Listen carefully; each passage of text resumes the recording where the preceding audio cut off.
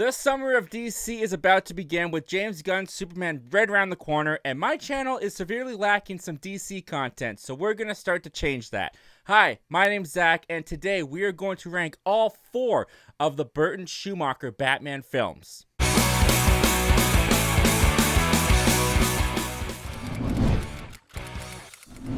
While I'm talking, be sure to join me down below in the comment section. Give me your ranking of all 4 of the Burton Schumacher Batman films. Give me some context in there. Did you grow up with these films? Do you even like these films? I definitely had these films on VHS growing up, so I have some fondness and nostalgic feelings attached to them. But with that said, easily coming in last place is the infamous Batman and Robin. Look, when you've got the director and the stars of the movie apologizing for it basically since the film came out, I really don't feel bad putting Batman and Robin in the last place. And it deserves to be in the last place. I feel a little bit bad for Joel Schumacher when it comes to this film, because it obviously wasn't his vision. It wasn't his intention to create a Batman film that was a glorified toy commercial. It came from the studio heads. It was their demands, and he just had to follow what his bosses were saying. That being said, Batman and Robin is definitely a glorified toy commercial, where this feels literally like someone is playing with their toys. It feels like a kid has Batman and Robin toys. They're throwing them up. The physics make no sense. The way that these guys are gliding through the air at times in this film, it literally feels like a kid is picking up the toy and just tossing it around.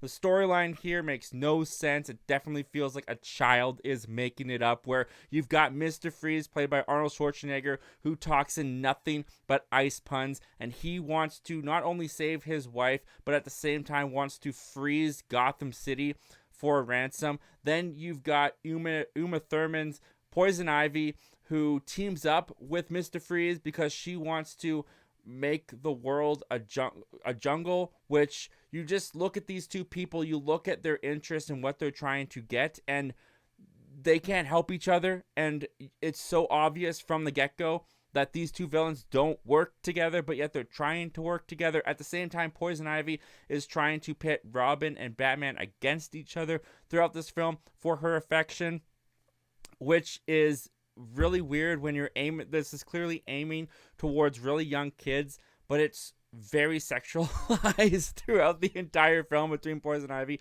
and Mr. Freeze. Just, it doesn't work within the tone that this film has. Speaking of the performances in this film, George Clooney is without a doubt the worst Batman that we have ever had. George Clooney himself will apologize for this performance if you ask him to. He's probably going to apologize for this performance for the rest of his life. He totally feels like he's phoning in the performance. When George Clooney comes on screen in this film, there's not a single moment where I feel like I'm watching Batman. It's just George Clooney in a nipple like rubber costume, and it's again just the over sexualized nature of this film. It's so weird. And then you got Robin here, who's just a whiny brat the entire movie. They try to shoehorn in Batgirl in a way that makes no sense. They change her origin where she's no longer Gordon's daughter. She's now related to Alfred because Alfred's sick and she has to come and help him, and in the process she joins Batman and Robin's crew in like the last 5 minutes of the film. There's a lot of people that find Batman and Robin to be so bad that it's good. And there's definitely moments, don't get me wrong, there are moments in this film where I crack up with just how silly and ridiculous and stupid it is. But Batman and Robin is also over 2 hours long.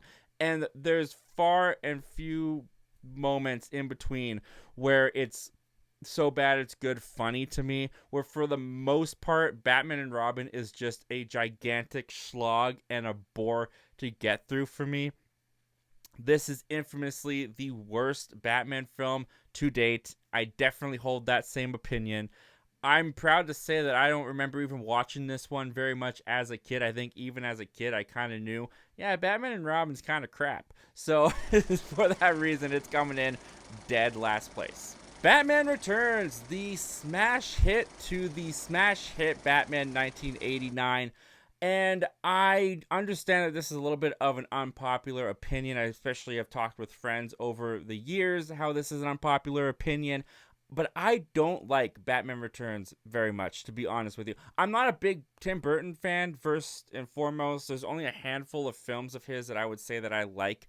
So the fact that this is famously more of a Burton film than it is a Batman film, as after Batman 89, the studio just let Tim Burton run with whatever Tim Burton wanted to run with.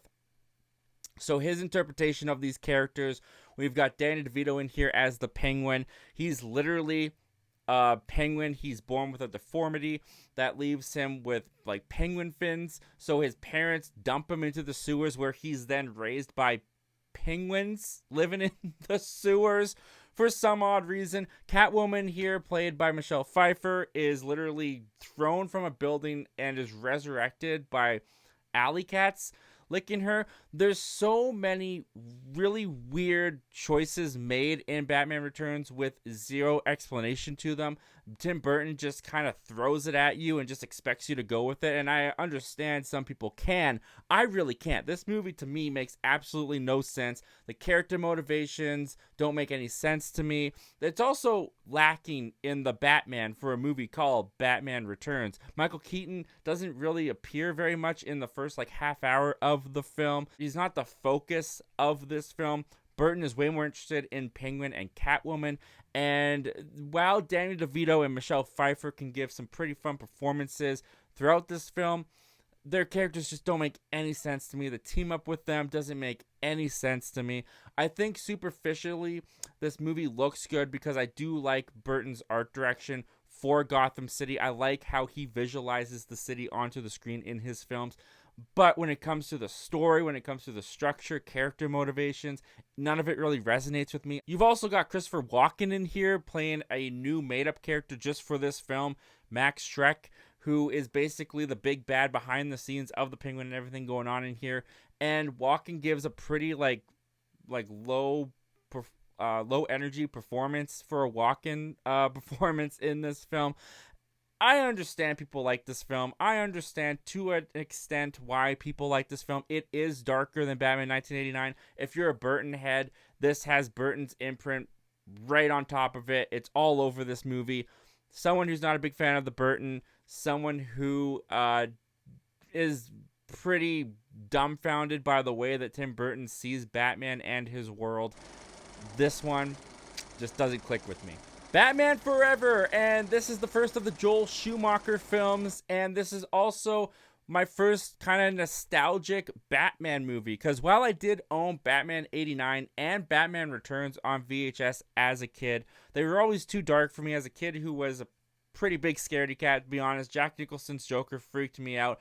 Danny DeVito's Penguin really freaked me out. For me, Batman Forever was the safe Batman film on VHS. And in that way, today, I do have nostalgia attached to Batman Forever. For me, Joel Schumacher brings just the right amount of cheese and corniness to Batman Forever. He hadn't gone over the top yet like he did with Batman and Robin, although you can definitely see the bread crumbs are definitely here leading to that placement. But what I do like about Batman Forever is Val Kilmer's performance as Batman and Bruce Wayne. There's a cut of this film that's been infamously talked about for years that Joel Schumacher apparently has a much darker vision for Batman Forever than we got theatrically. And there's little moments in Batman Forever with the Bruce Wayne character where you can kind of see that start to rear its head a little bit. And I do think that the drama and the inner conflict that he gives Val Kilmer's Bruce Wayne in this film is probably the most interesting of the original four Batman films from Burton and Schumacher. The way that they incorporate Robin into this film, I actually do think works for an adaptation, as you can't have a little 12-year-old kid running around with Batman. The way that they age Robin up in this film, I do think works. Is it a little odd that Bruce Wayne wants to adopt a nearly 18-year-old kid? Yes, it is. But he's a troubled kid. He's an orphan now. The way that they connect those two characters' traumas past, where Bruce Wayne lost his parents, now he sees that Robin's lost his parents, and the way that he's kind of taken him under his wing. I think it's a really interesting dynamic developed between the two in this film. I really enjoy the performances by Tommy Lee Jones and Jim Carrey in this film. I'm a huge Jim Carrey fan.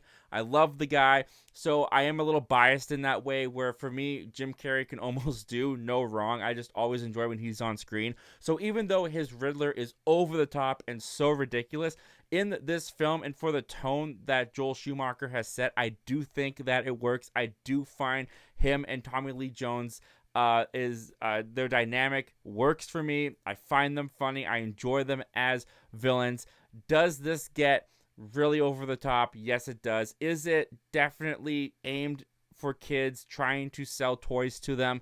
Yes, it is. But at the same time, I feel like Joel Schumacher, at least this time around, was able to break through the studio demands just a little bit, where he was able to still tell a pretty fun and energetic Batman story that doesn't go too silly. It definitely goes silly at times, but he's able to pull the reins in just a little bit. That this, to me, is still a flawed but perfectly enjoyable Batman film, and I personally put it above Batman Returns.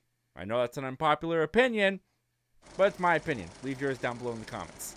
But coming in at number 1, Batman 1989, the Bat phenomenon that came about from Tim Burton back in 1989, where this is the Batman film that gets credited to bringing the darker, edgier Batman into the mainstream audience, where before all you really had was the Adam West kind of goofy 60s TV series for Batman in the public eye. This is what really put the Batman that we know nowadays on the map. And for me, this is the Batman movie that I kind of grew up with. I don't think that this is what got me to love Batman, because I was terrified by this film when I was a young kid. The Joker, played by Jack Nicholson here, completely freaked me out when I was younger. The guy gave me nightmares. He gave me intense nightmares. I was more so into the Batman animated series. That kind of was my outlet into getting into Batman. But I did watch Batman 1989 growing up quite often, and going back and rewatching this film nowadays, it's quite interesting to see what Tim Burton's idea of Batman was back in 1989, where there are sequences in here where I think that he actually does do a really good job of capturing the vibe and the environment of Gotham, of, Michael Keaton as Batman. I do think has an imposing intimidation to him when it comes to how he handles the thieves and the low scum of Gotham City. The whole idea of Joker being related to Batman's parents' death by being the cause of it is something that rubs a lot of Batman fans the wrong way. I've never really been that bothered by it in this film. I think for the connection that Joker and Batman have in this film that Burton wanted them to have, I think it works perfectly fine. But there's also some really weird things that Burton throws into this one, where Michael Keaton literally sleeps upside down in a scene like a bat. And that's something that I've noticed going back and watching Tim Burton's Batman films, is he takes these characters' names very literally. Like when it comes to his follow-up Batman Returns, the Penguin is literally a penguin and Catwoman is literally a cat woman. She was brought back by cats. In this same way, Batman is a literal Batman. And there's really odd choices made by Burton in his representation of Batman. Another odd thing about Batman 1989 is it's not really about Batman. I mean, Michael Keaton's there, Batman is there, he does get a lot of airtime, a lot of screen time, but his character doesn't really have much of an arc. There's not much that Michael Keaton goes through from beginning to end in this film. This is a Joker film. This is all about Jack Nicholson's character. And honestly, going back and watching Jack Nicholson again as the Joker, I mean, Heath Ledger is just the high bar nowadays, and you've got Joaquin Phoenix. Now, going back to what Jack Nicholson brought to the Joker, I really enjoy his performance as the Joker. I think that he brings just the right amount of chaos and manic. He has some really funny gags sometimes as the Joker in this film as well. The structuring of the plot for this film, though, is a little bit unbalanced in a lot of ways. It's been said before, a lot of this movie kind of feels like it's been lost on the editing room floor. There's a lot of things that feel like they don't transition the smoothest. It doesn't go from one scene to the next in the smoothest transition all the time. I don't really get into the romance of Bruce and Vicky Vale in this film. And so when it comes to Batman 1989, for me, it's still a Batman film I quite enjoy a lot. I think the art direction of this is also gorgeous. I love the way that Tim Burton visualizes and captures Gotham City on the screen. I love Jack Nicholson's Joker. I love when he's pitted up against Michael Keaton's Batman. There's a lot in here that satisfies me as a Batman fan. There's also a lot in here leaves me scratching my head as to what exactly Tim Burton thinks Batman is. If you like content like this, I got some more DC content right over there you can check out. Or if you want to jump to the other side of the fence, I got some Marvel content right down there. And also right over there is the most recently uploaded video to the channel. As always, guys, thank you so much for watching. Don't just watch movies, talk movies. I'll see you guys next time. Take care.